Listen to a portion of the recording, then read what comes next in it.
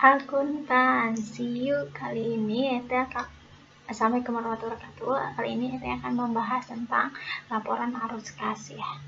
Nah, laporan arus kas ini apa sih? Nah, laporan arus kas ini berguna pada saat mengevaluasi struktur keuangan dari suatu perusahaan, itu menilai tingkat likuiditas dan solvabilitas serta pengambilan keputusan untuk perusahaan.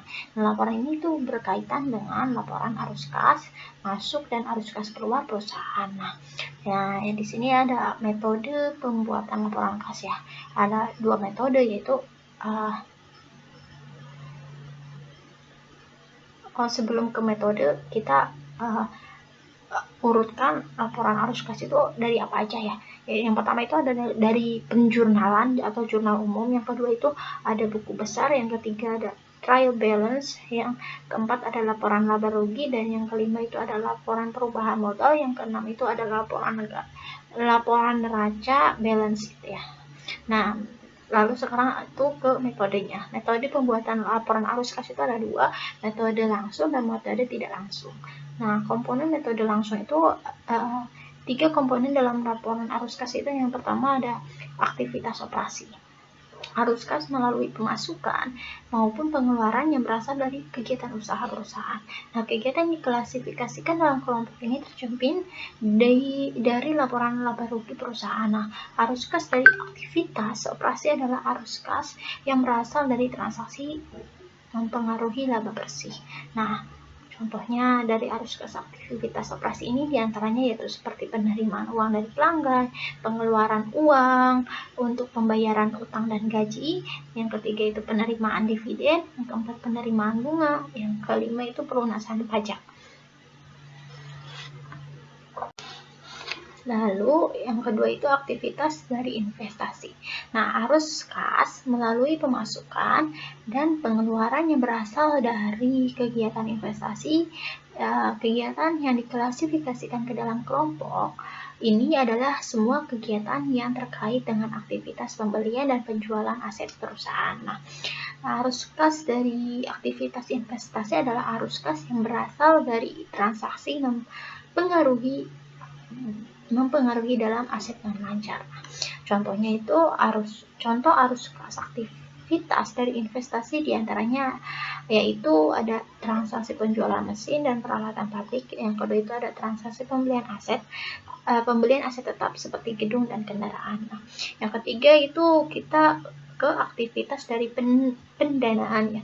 Arus kas atau aliran kas yang berasal dari kegiatan pendanaan perusahaan. Dengan kata lain, arus kas dari aktivitas pendanaan adalah arus kas yang berasal dari transaksi mempengaruhi utang dan modal perusahaan. Contohnya arus kas aktivitas dan pendanaan itu diantaranya adalah seperti penjualan obligasi, penjualan emisi saham, pembayaran dividen, dan pelunasan kredit bank. Nah, sekarang kita akan membahas tentang membuat laporan arus kas metode langsung ya. Tadi tidak langsung, ini yang langsung. Nah, yaitu sekarang membuat laporan arus kas metode langsung dengan mengklasifikasikan komponen arus kas dalam 3 aktivitas, di antara lainnya yaitu ada 1 elemen kas dari kegiatan usaha diletakkan paling atas atau dalam kolom aktivitas operasi ya. Yang kedua itu ada arus kas kegiatan investasi. Yang ketiga itu ada arus kas kegiatan pendanaan.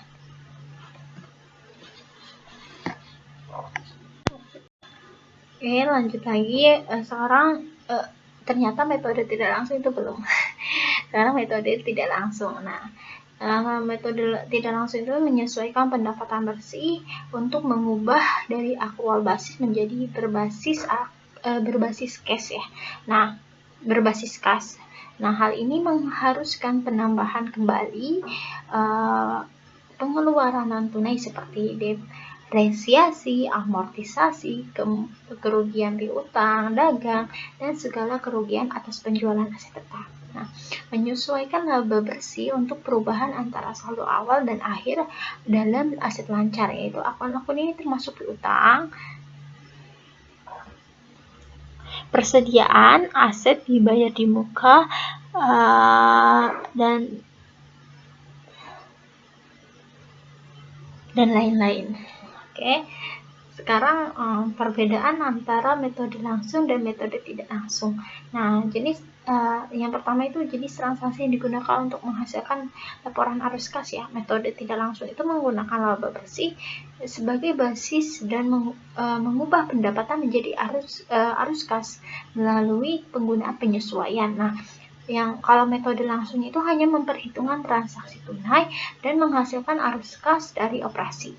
Begitu. Nah, yang kedua itu metode tidak langsung itu memastikan untuk mengonversi laba bersih dalam hal arus kas secara otomatis ya. Sedangkan metode langsung itu mencatat transaksi tunai secara terpisah dan kemudian menghasilkan laporan arus kas. Nah, yang ketiga itu ada metode tidak langsung membutuhkan persiapan karena penyesuaian yang dilakukan membutuhkan waktu, sedangkan waktu persiapan untuk metode langsung itu tidak banyak karena menggunakan transaksi tunai.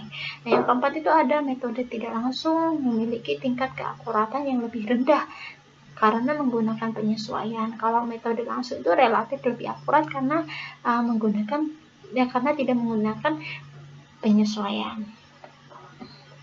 Nah, umumnya perusahaan menggunakan metode langsung karena tingkat keakuratan lebih tinggi dibandingkan metode tidak langsung. Hal tersebut yang menyebabkan perusahaan memilih metode langsung untuk laporan arus kas.